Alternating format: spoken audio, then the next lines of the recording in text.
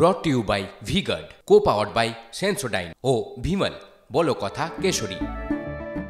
সরকারি জমি জবরদখল গত কয়েকদিন ধরে এ নিয়ে চর্চার শেষ নেই। দিকে দিকে অভিযোগের পাহাড়, অনিয়মের রাজ।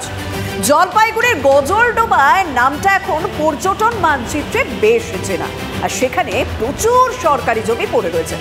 সেখানেও কি দখলদারির ঘুণ বাসা বেঁধেছে? যোগ শাসক কাউন্সিলরের, দেখুন। জলপাইগুড়ির গজলডোবা পর্যটনের প্রসারে ঢেলে সাজছে এলাকা, গড়ে উঠেছে পর্যটন হাব। সেখানেই প্লটের পর প্লট পতিত সরকারি জমি জবরদখলের অভিযোগ, যাতে নাম জড়িয়েছে তৃণমূল কাউন্সিলরেরও।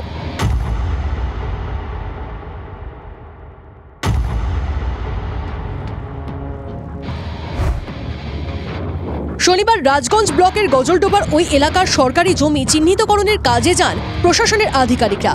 সঙ্গে ছিলেন স্থানীয় তৃণমূল বিধায়ক ও গজলডোবা ডেভেলপমেন্ট অথরিটির সদস্য খগেশ্বর রায়। প্রায় 8 বিঘার একটি জমি পাঁচিল দিয়ে ঘেরা। সরকারি ওই জমি শিলিগুড়ির তৃণমূল কাউন্সিলর রঞ্জনশীল শর্মা দখল করে রেখেছেন বলে অভিযোগ। তো এখানে তো সব রেস্টেরই, এখানে তো রেস্টের জমি নেই। রঞ্জন কার দখলে আছে? এটা রঞ্জনশীল শর্মা। উনি কি করেন? উনি কে? শিলিগুড়ির যে কাউন্সিলর। যদিও তৃণমূল কাউন্সিলরের দাবি জায়গাটি দখলদারের কাছ থেকে 1987 সালে কিনেছিলেন। বাণিজ্যিকভাবে তা লিজের জন্য সরকারের কাছে আবেদনও জানিয়েছেন। সরকারের কাছে আবেদন করেছি যে আমাকে ওটা লিজ দেওয়া হোক, এটা বাণিজ্যিকভাবে লিজ দেওয়া হোক। সরকার দিলে ভালো, না দিলে নাই। এর আগেও তো দিদির প্রোগ্রাম ভোরের আলো শুনেছি, বলছে আমার 4 বিঘা, দুলালে 4 বিঘা লাগবে বলছে। আমরা স্বেচ্ছায় ছেড়ে দিয়েছি, আমাদের কোনো আপত্তি নেই। সরকারি জমি দখল নিয়ে মুখ্যমন্ত্রীর হুঁশিয়ারির পরে নড়েচড়ে বসেছে প্রশাসন। দিকে দিকে চলছে জমি চিহ্নিতকরণের অভিযান। রাজগঞ্জে শুরু হয়েছে সেই কাজ। রং দল না দেখেই সার্ভে হবে বলে দাবি প্রশাসনের। একজন ব্যক্তিকে টার্গেট করে করব না। যদি সরকারি ল্যান্ড এনক্রোচমেন্টের অভিযোগ থাকে, তাহলে পুরো এলাকাতে কোন কোন দাগে কে কে দখল করে আছে আমি পুরোটাই সার্ভে করাবো, পুরো এলাকাটাই সার্ভে করাবো। এবং সেইখানে যে থাক, যারাই থাক, যেই দলেরই থাক, সেটা আইনানুগ যা আছে সে ব্যবস্থা। জিপির হোক, তৃণমূল হোক, সিপিএমের যেই হোক না, সরকারি জমিতে যারা পার্টি অফিস করছে প্রত্যেকটা পার্টি অফিস দখল করে আছে, সেটা বিএলও সাহেব এসে চিহ্নিত করবে, সেটা আইনানুগ ব্যবস্থা করা, তার ব্যবস্থা করা। প্রশাসন স্বচ্ছতার দাবি করছে, এক সুর শাসক বিধায়কের গলাতেও। সরকারি জমি দখলমুক্ত করতে সর্বত্র কি একই পদক্ষেপ করবে প্রশাসন, নাকি শাসক নেতাদের যোগ থাকলেই ধামাচাপা পড়বে? প্রশাসনের সক্রিয়তার মধ্যেও প্রশ্ন তুলছে বিরোধীরা। নীলেশ্বর সান্যাল, প্রসেনজিৎ চৌধুরীর রিপোর্ট, TV9 বাংলা। জবরদখল হঠাৎ এখন রাজ্য জুড়ে শোরগোল। দিকে দিকে অ্যাকশন। বন্ধ হয়ে পড়ে থাকা স্কুল, কিন্তু সেটাও তো সরকারি সম্পত্তি। অশোকনগরের একটা ছবি দেখাবো, দেখুন তো এটাকে স্কুল বলে চিনতে পারেন কিনা। রান্না বান্না থেকে থাকা খাওয়া, একসময় পড়ুয়াদের কোলাহলে মেতে থাকা স্কুলের এখন এই হাল।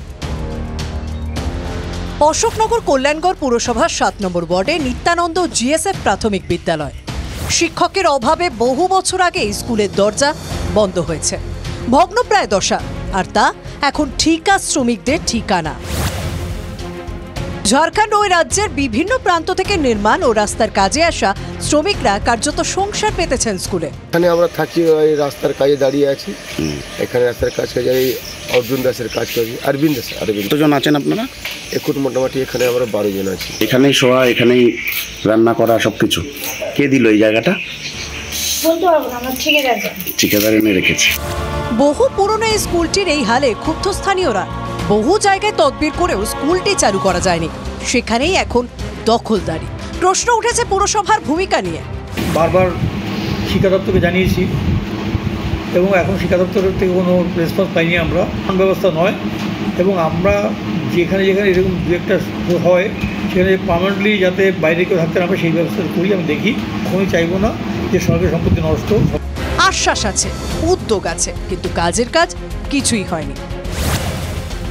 রাজ্য প্রশাসন যখন সরকারি সম্পত্তি দখলমুক্ত করতে পদক্ষেপ করছে, সেখানে অবহেলা উদাসীনতায় পুরে নষ্ট হচ্ছে স্কুল।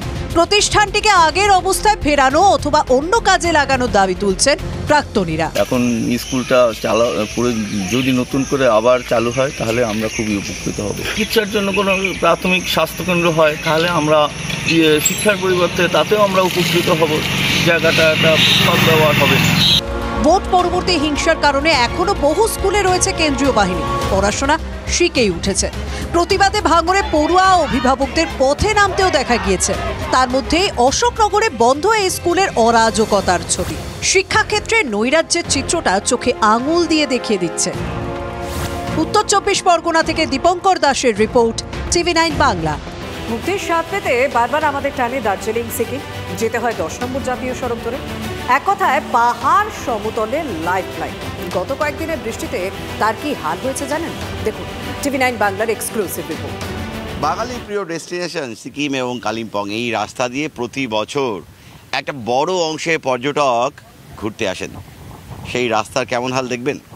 আমি দেখাবো রাস্তাটা। আমার ঠিক ডান দিকের তিস্তা, কিছুটা দূর এগোলে সামনেই রম্ভি এবং তিস্তা বাজার। তার আগে এই গোটা এলাকায় রাস্তাটা কার্যত ভয় ধরাবে।